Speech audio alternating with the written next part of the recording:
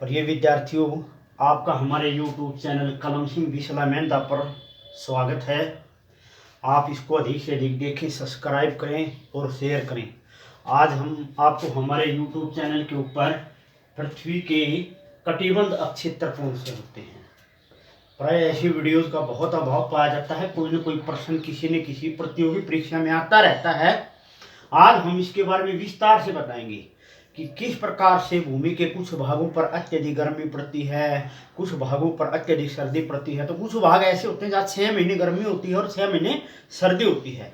उन्हीं को कहा जाता है पृथ्वी की कटिबंध अक्षेत्र। आज हम उसी के बारे में विस्तार से पढ़ेंगे। देखिए, मैंने आपको बताया था पहले कि पृथ्वी के ऊपर 5 मेजर रेखाएं हैं, यानी जिनको हम क्या बोलते हैं, लैटिट्यूड यानी अक्षांश वृत्त। वो है 0 डिग्री के ऊपर एक भूमध्य रेखा है। ये पृथ्वी को 2 भागों में बांटती है, एक उत्तरी गोलार्ध और एक दक्षिणी गोलार्ध। उसके बाद उत्तरी गोलार्ध के अंदर एक कर्क रेखा है जिसको ट्रॉपिक बोलते हैं। ये 23 से 2 डिग्री के कोण पर होती है। आर्कटिक 66 से 2 डिग्री के कोण पर होती है। नीचे दक्षिणी भाग के अंदर मकर रेखा होती है जिसको हम कैप्रिकॉर्न बोलते हैं, और एक अंटार्कटिक है 66 से 2 डिग्री, और ये भी 23 से 2 डिग्री के कोण पर है। ये अंटार्कटिक को अंग्रेजी में अंटार्कटिक ही बोलते हैं और आर्कटिक को अंग्रेजी में आर्कटिक ही कहा जाता है। अब हम इनके कटिबंध अक्षेत्रों के बारे में विस्तार से अध्ययन करेंगे कि कौन सा क्षेत्र कैसे होता है। देखिए, मैं एक बात बताता हूं आपको।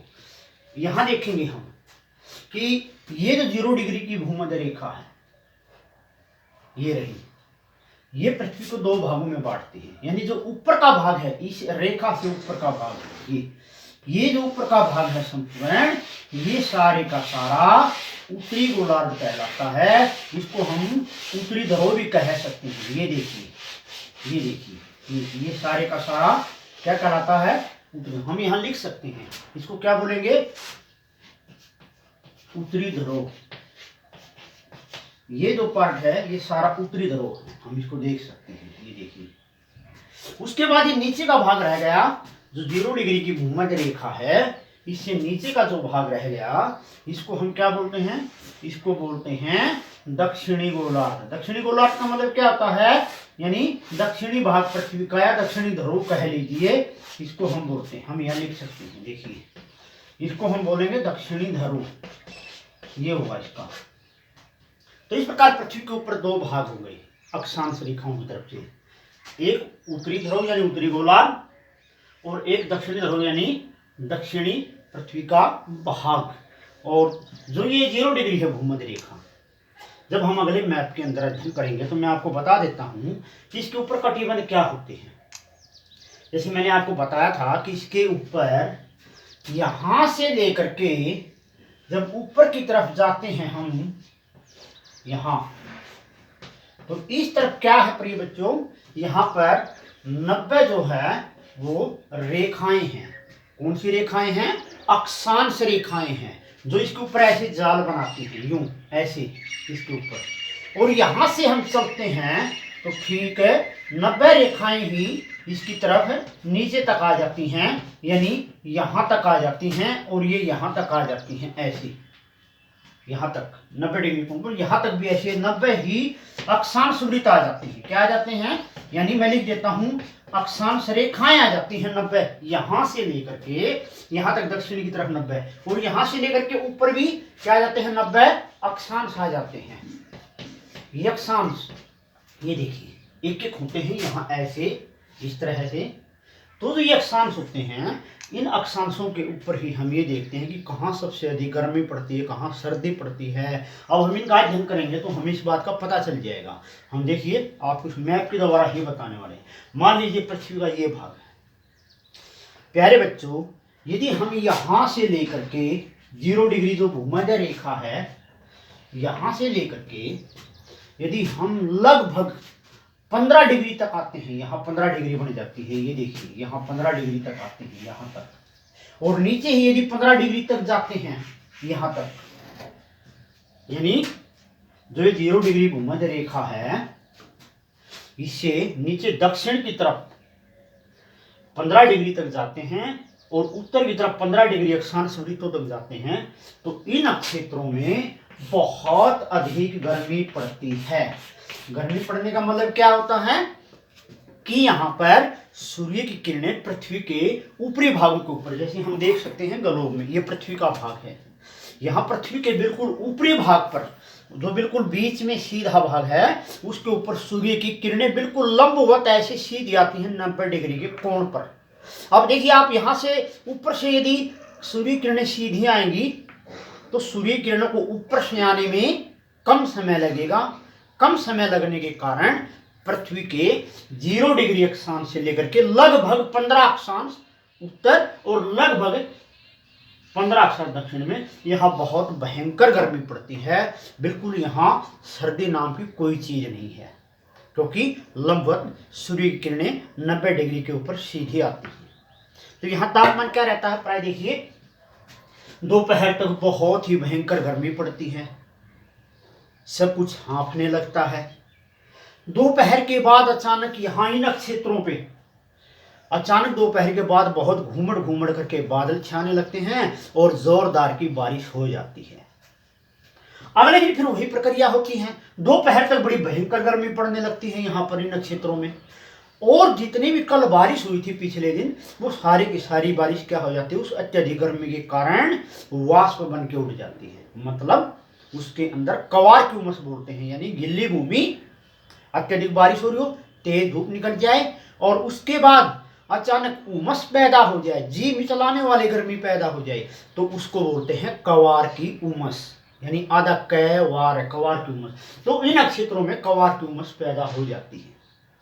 उसके बाद थोड़ा सा जब हम यहां से आगे बढ़ेंगे इस तरफ, यानी ये क्या है, ये कर्क रेखा है 23.2 डिग्री और दक्षिण में ये मकर रेखा है 23.2 डिग्री, यानी इन्हीं क्षेत्रों के अंदर यदि हम आएंगे फिर आगे तो लगभग यहाँ जो मैंने बताया ना गर्मी रहती है यहीं तक, ये ध्यान रखें। लेकिन यहाँ 15 डिग्री तक बहुत ज्यादा गर्मी रहती है, लेकिन आगे जो 23 है वहां तक भी गर्मी है, यानी इन क्षेत्रों में भी गर्मी है, ये ध्यान रखेंगे यहाँ तक ये, लेकिन 15 डिग्री तक बहुत ज्यादा है, ये ध्यान रखें।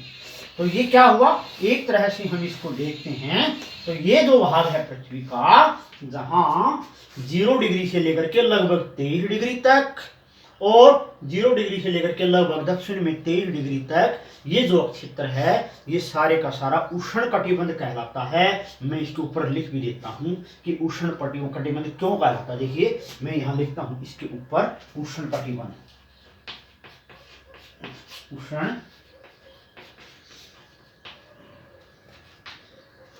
इसको उष्ण कटिबंध क्यों बोलते हैं, इस पार्ट को, इसको उष्ण कटिबंध इसीलिए कहा जाता है क्योंकि यहाँ पूरे वर्ष सर्दी नाम की कोई चीज नहीं होती, केवल यहाँ पर गर्मी ही गर्मी होती है।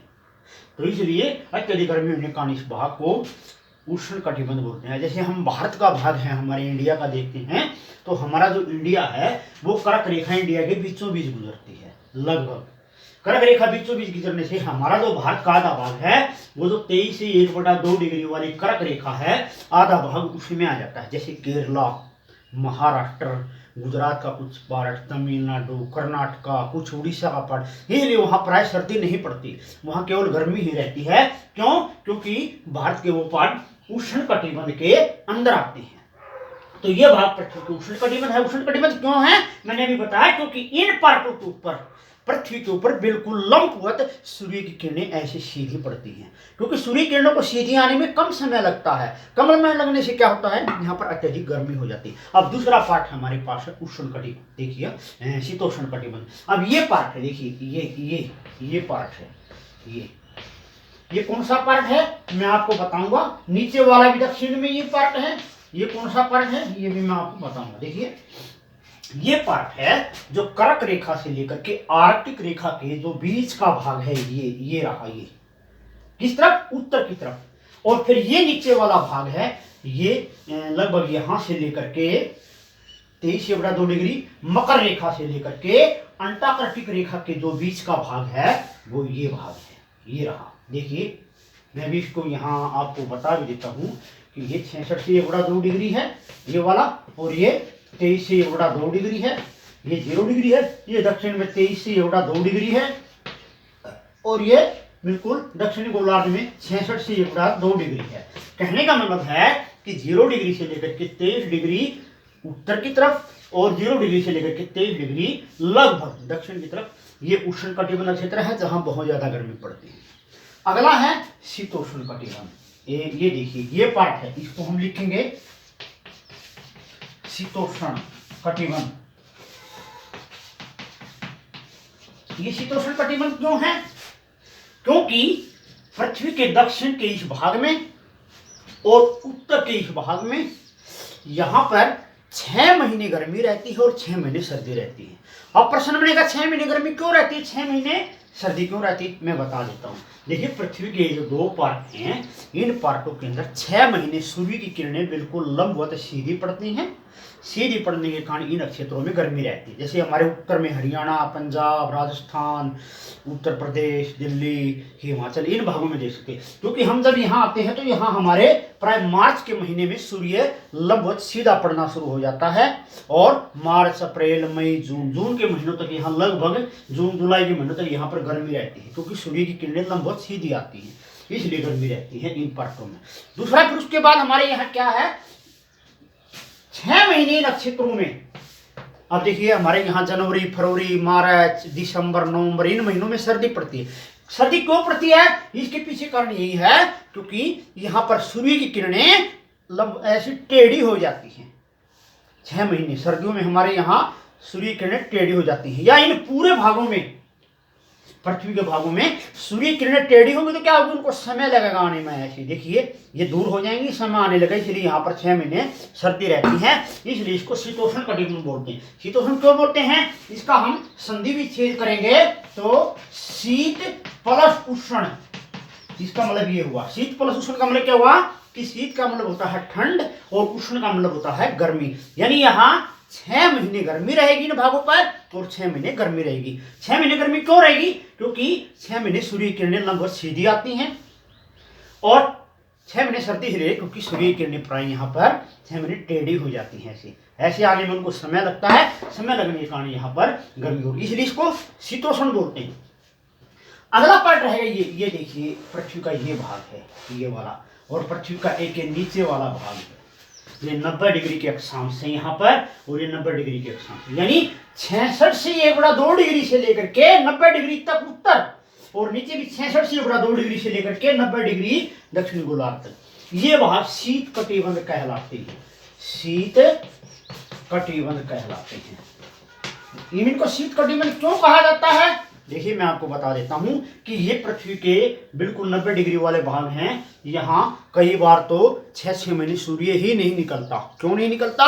देखिए यहाँ पर बर्फ ही बर्फ जमी रहती है दोनों भागों पर, क्योंकि सूर्य किरणें यहाँ बिल्कुल टेढ़ी हो जाती है, इतनी तिरछी। सूर्य बहुत दूर हो जाता है और ये भाग पृथ्वी के सूर्य से बहुत दूर हो जाते हैं, इसलिए सूर्य किरणों को यहाँ तक पहुंचने में बहुत ज्यादा लंबा समय लगता है। कई बार तो क्या होता है 1 या 2 घंटे के लिए ही यहाँ पर सूर्य के दर्शन होते हैं लोगों को, रहने वालों को।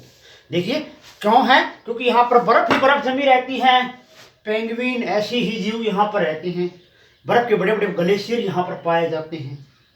तो ये क्या है, ये भाग एक तरह से बहुत दूर होने से और यहाँ पर सूर्य किरणें बिल्कुल तिरछी हो जाती, तिरछी होने के कारण यहाँ उनको पहुंचने में समय लगता है, इसलिए यहाँ पर गर्मी नहीं पड़ती और ठंडी ठंड बनी रहती। तो ये पृथ्वी के 3 भाग थे, यानी उष्ण कटिबंध जहां केवल गर्मी रहती है, शीतोष्ण कटिबंध जहां 6 महीने गर्मी और 6 महीने सर्दी रहती है, और शीत कटिबंध केवल जहां पर ठंड ही ठंड रहती है। अब हम आपको एक बात और पढ़ाएंगे, इसमें आते हैं कि एक 21 जून होती है, यानी 21 जून हम देख सकते हैं कर्क रेखा कौन सी है, कर्क रेखा ये है, ये रही।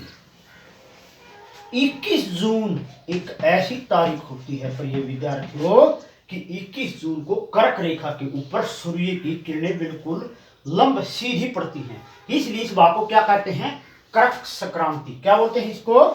कर्क संक्रांति बोलते हैं इसको।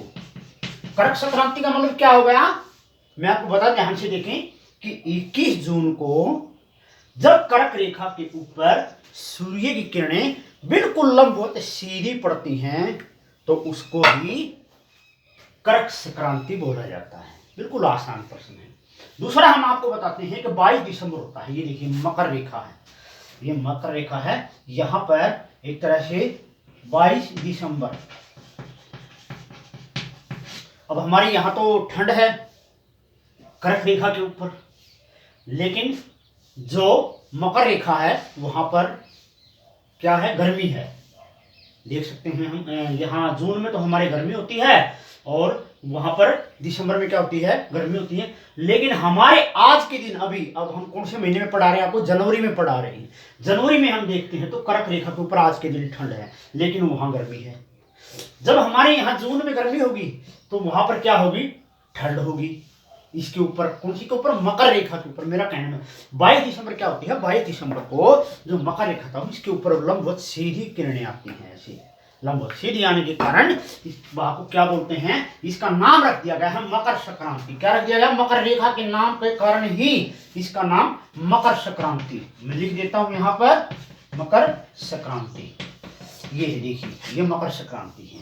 ये प्रश्न, अगला प्रश्न क्या है, एक और बता देता हूं, इस विषुव क्या होता है। ये देखिए ये 0 डिग्री है, इसको भूमध्य रेखा भी बोलते हैं, 0 डिग्री अक्षांश भी बोलते हैं, और इसको विषुवत रेखा भी बोलते हैं, विषुवत रेखा।